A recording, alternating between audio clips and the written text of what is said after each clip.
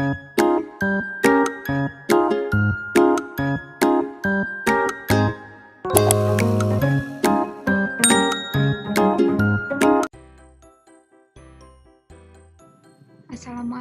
warahmatullahi wabarakatuh. Selamat pagi.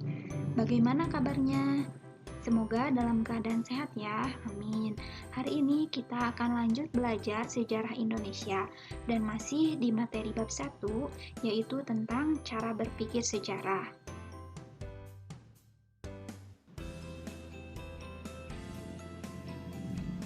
Oke, perlu dipahami bahwa manusia dan sejarah memiliki suatu keterkaitan. Tanpa sejarah, patut dipertanyakan eksistensi manusia. Tanpa manusia, sejarah pun menjadi kosong, karena sejarah di dalamnya terdiri atas kejadian-kejadian yang menjadikan manusia sebagai objeknya. Sederhananya, sejarah adalah suatu bidang yang mempelajari tentang apa yang dilakukan, difikirkan, dan diucapkan manusia pada masa lalu. Manusia dalam sejarah yaitu sebagai objek dan sebagai subjek sejarah.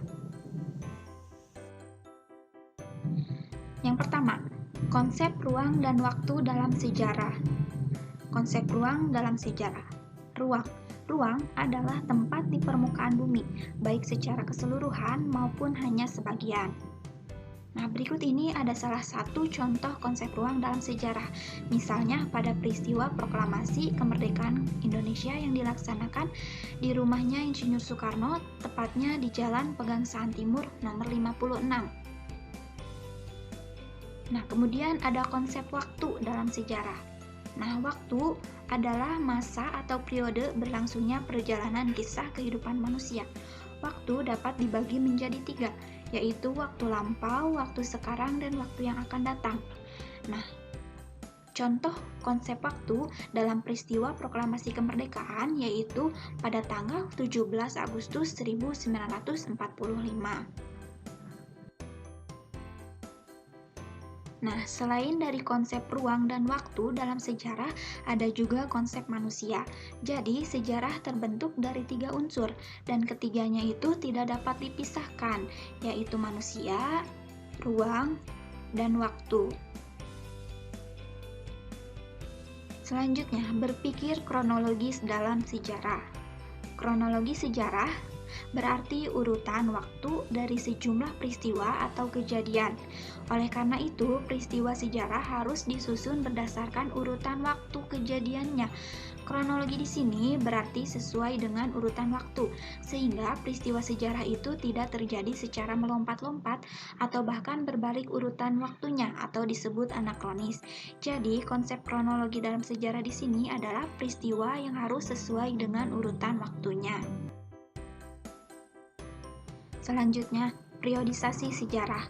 Nah, periodisasi adalah pembabakan waktu yang digunakan untuk berbagai peristiwa. Periodisasi digunakan untuk mempermudah pemahaman dan pembahasan sejarah kehidupan manusia. Nah, secara umum, periodisasi sejarah Indonesia dikelompokkan menjadi beberapa zaman, yaitu yang pertama, zaman praaksara, kemudian masuk dan berkembangnya pengaruh budaya Hindu dan Buddha, kemudian zaman masuk berkembangnya Islam, kemudian zaman kolonial, kemudian zaman pendudukan Jepang, kemudian revolusi kemerdekaan, kemudian masa Orde Lama, kemudian masa Orde Baru, dan masa reformasi. Nah, tujuan diadakannya periodisasi bukan berarti memutuskan peristiwa yang satu dengan peristiwa yang lainnya, tapi periodisasi ini dilakukan atas dasar di dalam sejarah ada aspek kesinambungan yang merupakan suatu hal yang penting.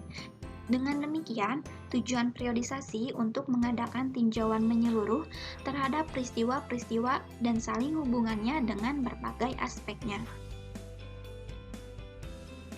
Nah, selanjutnya ada berpikir diakronis. Nah, ada pengertian diakronis. Secara etimologis, kata diakronis berasal dari bahasa Yunani, yaitu dia dan kronos. Dia yang berarti melintas, melampaui, atau melalui. Kemudian ada kronos yang artinya perjalanan waktu. Jadi, diakronik artinya itu memanjang dalam waktu, tetapi terbatas dalam ruang. Nah, cara berpikir diakronik sering juga dikaitkan dengan cara berpikir kronologis.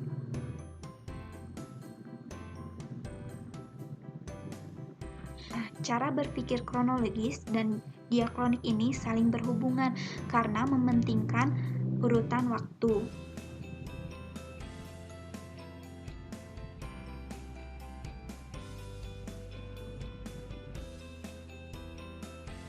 Nah, selanjutnya ada ciri-ciri diakronis. Yang pertama, memanjang dalam waktu, menyempit dalam ruang. Kemudian mengkaji dengan berlalunya waktu, kemudian menekankan pada pengkajian peristiwa sejarahnya sesuai urutan waktu, kemudian bersifat vertikal, kemudian terdapat konsep perbandingan, kemudian cakupan kajiannya lebih luas, jadi kurang fokus pada aspek tertentu. Kemudian memandang masyarakat sebagai suatu yang terus bergerak dan memiliki hubungan kausalitas atau sebab akibat. Kemudian menguraikan proses transformasi yang terus berlangsung dari waktu ke waktu. Kemudian menguraikan kehidupan masyarakat secara dinamis. Dan digunakan dalam ilmu sejarah. Nah, berikut ini ada salah satu contoh cara berpikir diakronik dalam mempelajari sejarah. Misalnya, peristiwa sekitar proklamasi 6 Agustus sampai 17 Agustus 1945. Nah, jadi ada peristiwa yang melatar belakangi dari adanya proklamasi kemerdekaan Indonesia. Yang pertama itu pada tanggal 6 Agustus terjadi sekutu mengebom kota Hiroshima. Kemudian tanggal 9 Agustusnya sekutu mengebom kota Nagasaki. Kemudian tanggal 10 Agustusnya Jenderal Teuci memanggil 3 tokoh bangsa Indonesia ke Dalat, Vietnam. Kemudian tanggal 12 Agustusnya ada Insinyur Soekarno, Muhammad Hatta, dan Regimen Medioningrat tiba di Dalat. Kemudian pada tanggal 14 Agustusnya ada Jepang menyerah tanpa syarat pada sekutu. Kemudian tanggal 15 Agustusnya ketiga tokoh bangsa Indonesia tiba di Jakarta.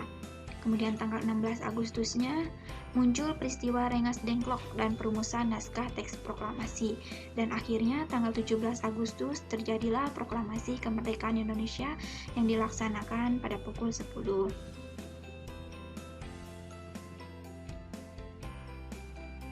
Nah, selanjutnya ada berpikir sinkronis. Pengertian sinkronis. Secara etimologis, kata sinkronis berasal dari bahasa Yunani, yaitu sin dan kronos. Sin yang berarti dengan, dan kronos yang berarti waktu atau masa. Nah, sinkronis artinya itu meluas dalam ruang, tetapi terbatas dalam waktu, jadi kebalikan dari diakronis. Selanjutnya ada ciri-ciri sinkronis. Yang pertama, yaitu berdimensi ruang. Kemudian memandang kehidupan masyarakat sebagai sebuah sistem yang terstruktur dan saling berkaitan di antara unit yang ada. Kemudian menguraikan kehidupan masyarakat secara analisis dengan menjelaskan bagian per bagian. Kemudian bersifat horizontal. Kemudian menjelaskan struktur dan fungsi dari setiap unit dalam kondisi statis.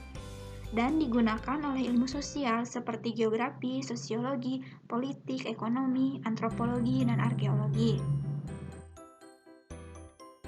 Nah, selanjutnya ada contoh cara berpikir sinkronis dalam mempelajari sejarah. Ini ada keadaan ekonomi di Indonesia pada 1998. Nah, keadaan ekonomi di Indonesia pada 1998 sangatlah terpuruk.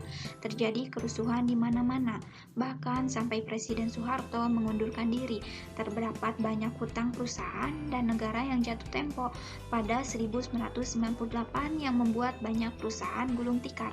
Akibatnya, angka pengangguran meningkat pesat. Pelemahan nilai tukar rupiah terhadap dolar Amerika Serikat sampai Rp 15.000 per dolar, membuat harga-harga barang meningkat pesat. Akibatnya, inflasi semakin tidak terkendali dan pendapatan per kapita Indonesia juga menurun drastis. Nah, ini adalah salah satu contoh cara berpikir sinkronis. Jadi, dia itu berdimensi ruang. Oke, sampai di sini dulu pembelajaran kita hari ini. Sampai jumpa di pembelajaran berikutnya. Wassalamualaikum warahmatullahi wabarakatuh.